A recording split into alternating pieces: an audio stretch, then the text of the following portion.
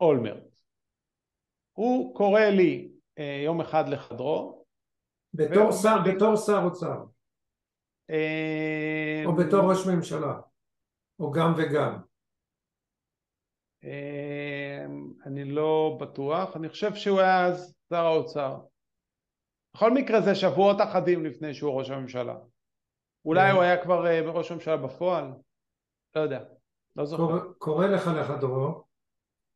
קורא לי לחדרו ואומר לי, תשמע, המכללה הטכנולוגית בירושלים רוצה לקחת הלוואה מבנק הפועלים כדי לקנות קרקע ממינהל מקרקעי ישראל, וכדי שהיא תוכל, בסך 10 מיליון שקלים, וכדי שהיא תוכל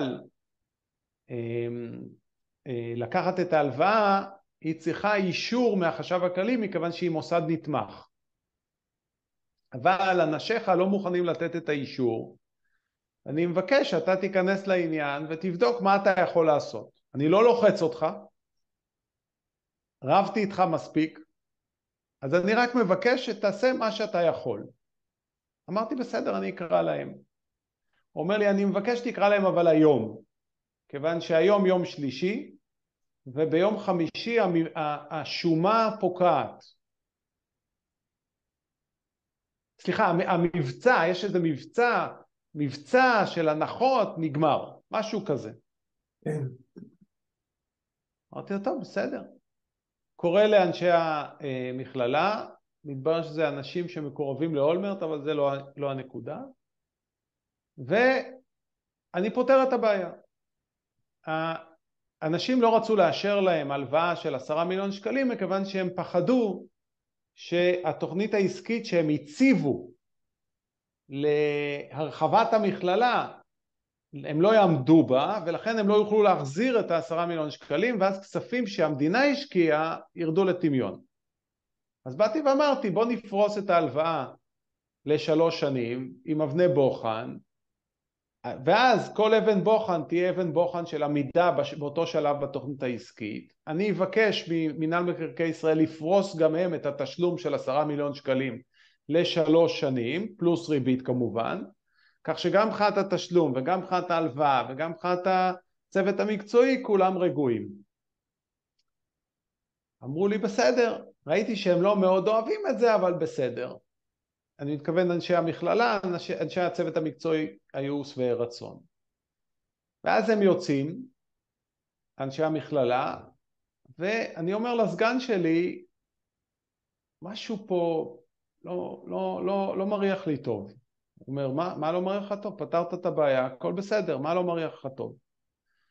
אמרתי לו, תשמע, אולמרט אמר לי שיש איזה מבצע הנחות שנגמר ביום חמישי. נו, אבל מנכ"ל המכללה אמר שיש שומה שפוקעת ביום חמישי. נו, אולמרט לא בקיא. הוא טעה, אומר לי אבי, הסגן. אמרתי לו, אולמרט לא בקיא. אתה לא מכיר את הבן אדם. לא יכול להיות. משהו פה לא נראה לי, והיה לנו כבר מספיק סיפורים עם אולמרט. חכה, תן הנחיה למינהל, לא לחתום עוד, ואני רוצה לשלוח ביקורת שתבדוק את התיק. הוא אומר לי, תשמע, עד שנשלח ביקורת אין הרבה זמן, אז אולי נפעיל את חשב המינהל. אמרתי, בסדר, חשב המינהל הוא עובד החשב הכללי. אבי הרמתי, זיכרונו לברכה, שחטף התקף לב בעבודה, והלך לעולמו, הרגיזו אותו, נהגו איתו לא בסדר. שנים אחרי שהלכתי, הוא היה איש מיוחד, אני פותח פה סוגריים, הוא היה איש מיוחד שצריך, אני הכלתי אותו, זאת אומרת, ידעתי שיש לו שיגונות, אבל הוא איש מבריק, עם מסירות ונחישות, ויש לו שיגונות שצריך קצת ילדותיות להכיל אותם. לצערי, אחרי שהלכתי לא הכילו כל כך, הרגיזו אותו, והוא לא חשוב. הלך לעולמו, זיכרונו לברכה. בכל מקום דיברתי עם אבי, וביקשתי ממנו לעבור על התיק הזה מההתחלה, ולבדוק מה זה הסיפור הזה, איזשהו מבצע, מה קורה שם. אחרי 3 שעות מתקשר אליי אבי, אומר לי, תשמע, יש פה בעיה חמורה. יש פה מסמך שנראה לי מזויף. אמרתי לו, אוקיי, תעצור, בוא נשלח ביקורת חקירתית. מהון להון, מה גילינו? דבר ראשון, הקרקע הזאת אמורה להיות שווה 70 מיליון שקלים. השמיטו חלק מהערכת השווי שלה, והעמידו את זה על 40 מיליון שקלים. זאת אומרת, השמיטו. העבירו אישור בוועדת הפטור ממכרז של מינהל מקרקעי ישראל להביא את הקרקע הזאת ב-40 מיליון שקלים למכללה.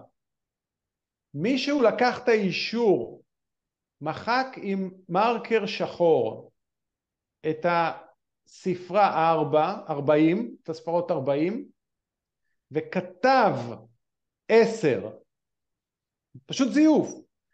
מישהו נכנס למערכת המחשב של המינהל, מחק את 40, ושוב כתב 10. מכוח זה הופק חוזה על 10 מיליון שקלים ולא על 40, שזה בעצם צריך להיות 70. אנשי המכללה ידעו שזה 40 ולא 10, מכיוון שבהתחלה השומה הייתה על 42 ועוד 30. הם הגישו ערעור, והערעור התקבל בצורה חלקית, והפחיתו מ-42 ל-40 ועוד 30. כך שהם ידעו שזה לא 10. וכשהם היה להם את החוזה, כל מה שהם היו צריכים זה אישור לחתימה. מבחינת המינהל זה כבר גמור. בקיצור ולעניין, נפתחה חקירת משטרה, לא מצאו את האשמים, אבל גילו הרבה מאוד התערבויות של אולמרט בפטור ממכרז, הפטור ממכרז לא היה תקין, סיפורים מאלף לילה ולילה. פרקליטות הגיבורים לא עשו לאולמרט שום דבר. זה אחד מהתיקים הרבים מספור שלא עשו לו כלום.